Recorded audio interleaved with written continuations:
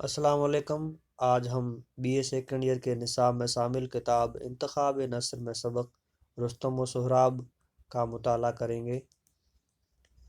باب پہلا، سین پہلا، تورانی سرحد، ایک سرسبز و شاداب مقام، آسمان میں صبح کا آفتاب اور گھوڑے کی پیٹھ پر رستم دکھائی دیتا ہے۔ رستم: دنیا کے لیے روشنی، پھولوں کے لیے مسکراہٹ، پرندوں کے لیے زمزمے، دریاؤں کے لیے ترنم ریز روانی، سوئے ہوئے قوائے عمل کے لیے بیداری کا پیغام لانے والا آفتاب، افق مشرق کی پیشانی پر تاج زرافشاں کی طرح چمک، کتنا پرجلال نظارہ! معلوم ہوتا ہے کہ آفتاب نہیں، ایک نور کی کتاب ہے جس میں دنیا جاگنے کے بعد اپنے ماضی کے خواب کی تعبیر پڑھ رہی ہے۔ ستاروں کے ملک سے آیا ہوا ایک نورانی فرشتہ ہے جس سے کائنات کی ہر شے زندگی کی برکتیں مانگ رہی ہے۔ آسمان کے مانند اس زمین پر بھی ہر روز اسی طرح طلوع و غروب کے منظر دکھائی دیتے ہیں۔ انسانوں کی قسمت کا ستارہ اور قوموں کے اقبال کا آفتاب بھی یوں ہی گمنامی کی رات کا سیاہ پردہ ہٹا کر شہرت کی فضا میں چمکتا، کامیابی کے سنہرے دنوں پر حکومت کرتا اور آخر دنیا کی یادداشت اور تواریخ کے صفحوں پر اپنے دھندلے یا روشن نشان چھوڑ کر شام فنا کی تاریکی میں غائب ہو جاتا ہے۔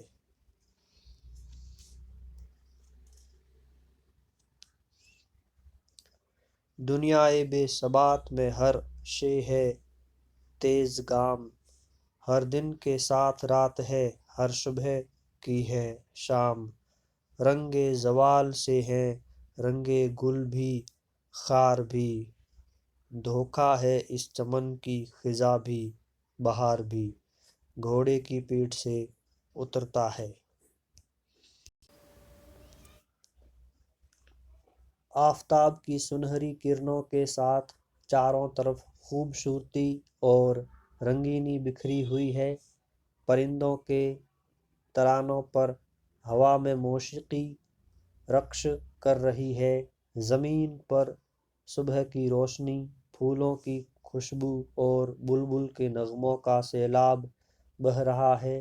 معلوم ہوتا ہے کہ یہ جنگل قدرت کا بنایا ہوا ایک شعر، یہ بلند پہاڑ اس شعر کا مضمون، یہ بہتے ہوئے چشمے اس شعر کی روانی، اور یہ سرخ سبز زرد پھول اس شعر کے حسین استعارے ہیں۔ پیار سے گھوڑے کی گردن تھپ تھپاتا ہے۔ میرے بچپن کے رفیق، جوانی کے دوست، میدان جنگ کے وفادار ساتھی، وہ دیکھو ہرے بھرے درختوں کی ٹھنڈی چھاؤں میں تمہارے لیے دور تک سبز مخمل کا دسترخوان بچھا ہوا ہے۔ خوشبو میں نہائے ہوئے ہوا کے جھونکے بار بار تمہیں بلانے آ رہے ہیں، جاؤ ان کی دعوت قبول کرو۔ گھوڑے کو چرنے کے لیے چھوڑ دیتا ہے۔ سردی، گرمی، بھوک پیاس کی تکلیفوں سے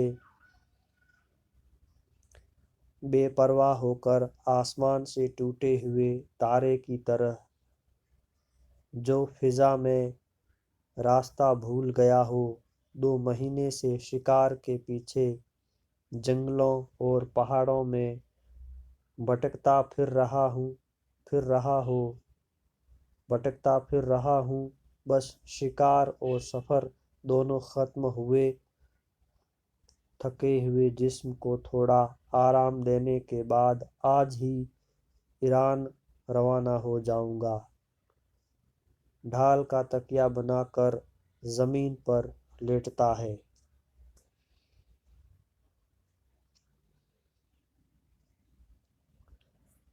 नींद, प्यारी नींद, तुम फितरत की लाडली बेटी हो,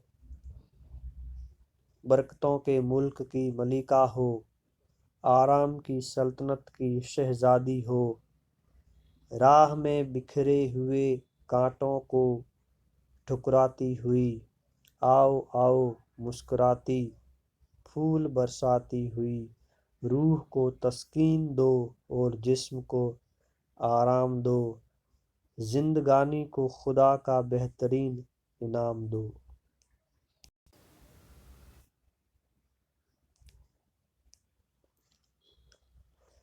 धीरे धीरे सो जाता है चंद तूरानी सरदार, जो ईरान की सियाहत से वापस होकर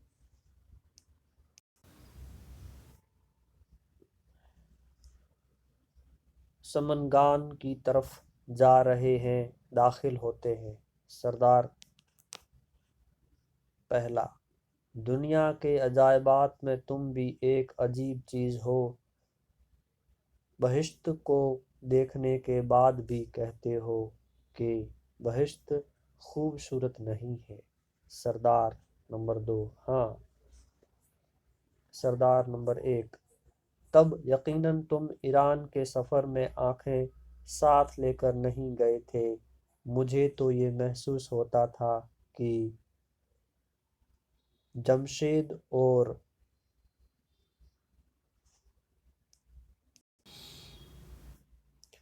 फरीदौन की सरजमी में नहीं, किसी शायर के ख्याल की रंगीन दुनिया में सैर कर रहा हूँ। सरदार 2, जिस तरह मौत और ज़िंदगी, जुल्मत और नूर,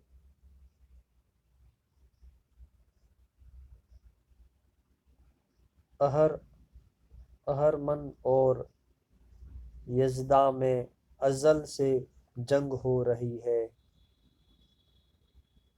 उसी तरह कदीम से ईरान और तुरान भी एक दूसरे की दुश्मनी को अपनी ज़िंदगी का वाजिब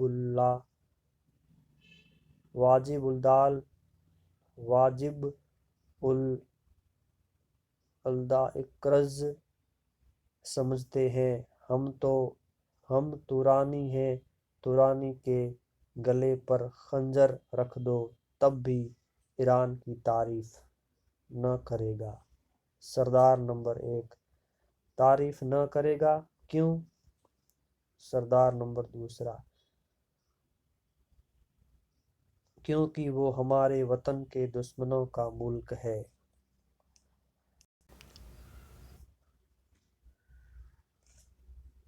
ईरानी कौम तुरानी कौम की दुश्मन है, लेकिन ईरान के पुरअज़मत पहाड़, खूबसूरत शहर, शादाब जंगल, परियों की जुल्फों की तरह लहराते बलखाते हुए दरिया हमारे दुश्मन नहीं हैं। क्या इस सफ़र में तुरानी समझकर ईरान के आसमान ने तुम्हें अपने सूरज चांद की रोशनी नहीं दी? ईरान के चश्मों ने तुम्हारी प्यास नहीं बुझाई? ईरान की ज़मीन ने तुम्हें बैठने सोने की जगह देने से इनकार किया? तुम दुश्मनी से अपने होठों को सच बोलने की इजाज़त न दो, लेकिन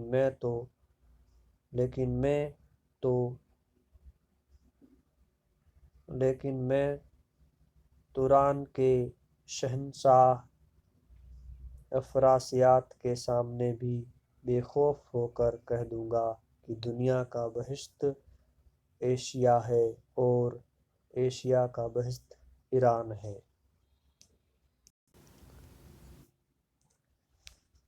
سردار نمبر 2: بس بس، میں ایران کی تعریف میں قصیدہ سننا نہیں چاہتا، تم شاعر نہیں سپاہی ہو۔ سردار نمبر 1: میں تمہارے جیسا چھوٹا دل، تنگ نظر، پست خیال لے کر اس دنیا میں نہیں آیا ہوں۔ اچھے کو اچھا کہنا شاعری نہیں، انصاف ہے۔ تم جتنے ایران کے دشمن ہو، اس سے زیادہ انصاف اور عقل کے دشمن ہو۔ سردار نمبر 2: تمہارے لفظ زہر کی طرح کڑوے اور چھری کی نوک کی طرح تیز ہے۔ میان سے تلوار کھینچ کر واپس لو، معافی مانگ کر ان لفظوں کو واپس لو، ورنہ مجھے اس کا جواب تلوار سے دینا ہوگا۔ سردار نمبر 1: تو اس کا جواب بھی تلوار ہی کی زبان سے سننا ہوگا۔ دونوں ایک دوسرے پر حملہ کرتے ہیں۔ سردار نمبر 2: رک کر یہ کیا؟ تلوار اور طاقت کا ایسا ذلیل استعمال! کیا دنیا میں اب ہمارا کوئی دشمن نہیں رہا جو تلوار کو زنگ سے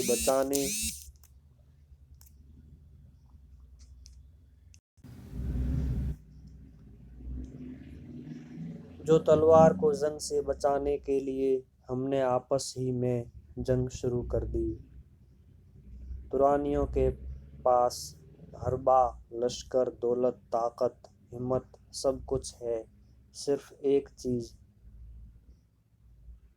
اتفاق نہیں ہے۔ اس لیے دشمنوں کے مقابلے میں ان کی ہر فتح شکست بن جاتی ہے۔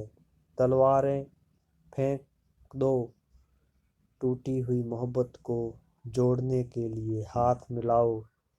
جو قوم ہمدردی اور اتفاق کے ساتھ ایک دل، ایک خیال ہو کر زندگی بسر کرنا نہیں جانتی، یاد رکھو اس کی قسمت کے نوشتے پر دائمی ذلت کی مہر ہو چکی۔ وہ آزاد دنیا میں غلامی کے لیے پیدا ہوئی ہے اور آخری سانس تک غیر قوم کی غلام بنی رہے گی۔ گر دلوں میں اتفاق اور خواہشوں میں میل ہے، زندگی کی راحتوں کو فتح کرنا کھیل ہے۔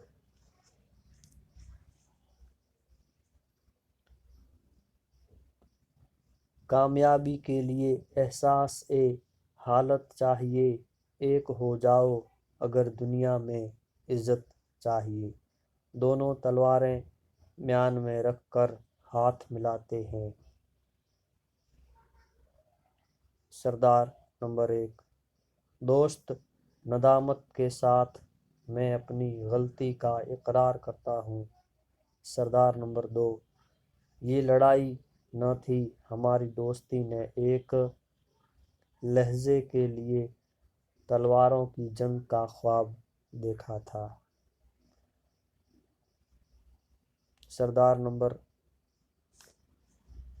3: ہمیں شام ہونے سے پہلے سمنگان پہنچ جانا چاہیے، تلواریں تیز کر چکے، اب قدموں کو تیز کرو، آگے بڑھتے ہیں۔ سوئے ہوئے رستم پر نظر پڑتی ہے۔ شکریہ، آگے کل مطالعہ کریں گے۔